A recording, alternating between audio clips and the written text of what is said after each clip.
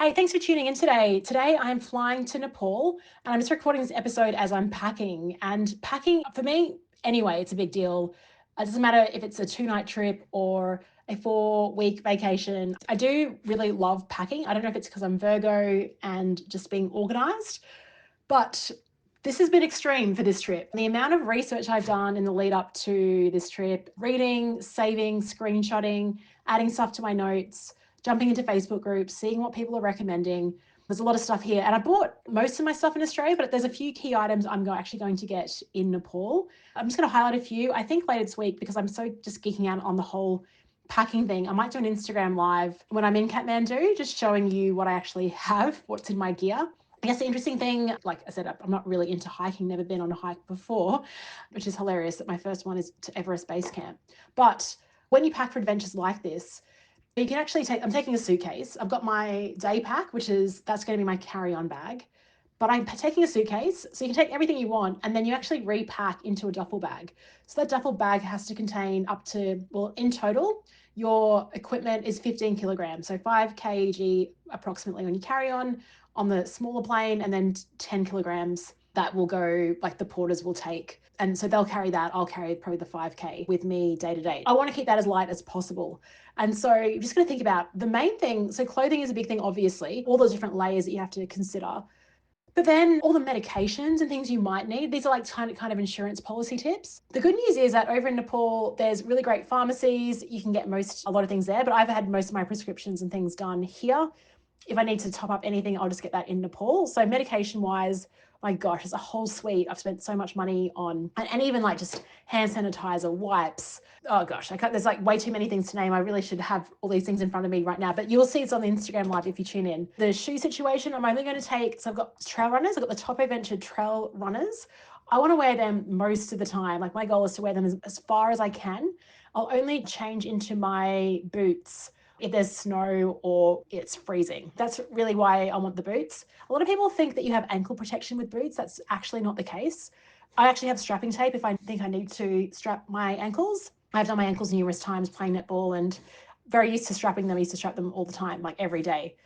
So with the boots, I got these Merrell Speed Strikes. This is the third pair I bought. The first pair I got to swap. The second pair, the Solomons, I wore them a few times outside, so I'm going to try and sell them secondhand.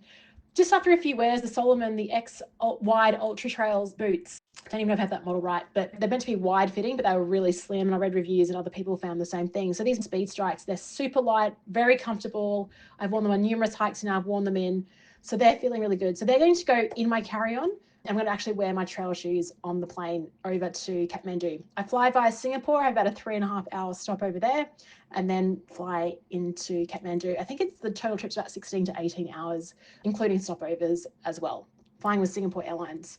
Okay, probably 2 more things I want to just highlight in terms of purchases, but I can talk about so much more. Actually, let's talk about when we get up to altitude. It's going to get down to negative 20 degrees. So we're really lucky. Matt Stewart, his company, and Experience Not Felt Possible, they got really great local contacts. I've had a down sleeping bag custom made with down feather, negative 20 degrees, and also had a down jacket to negative 20.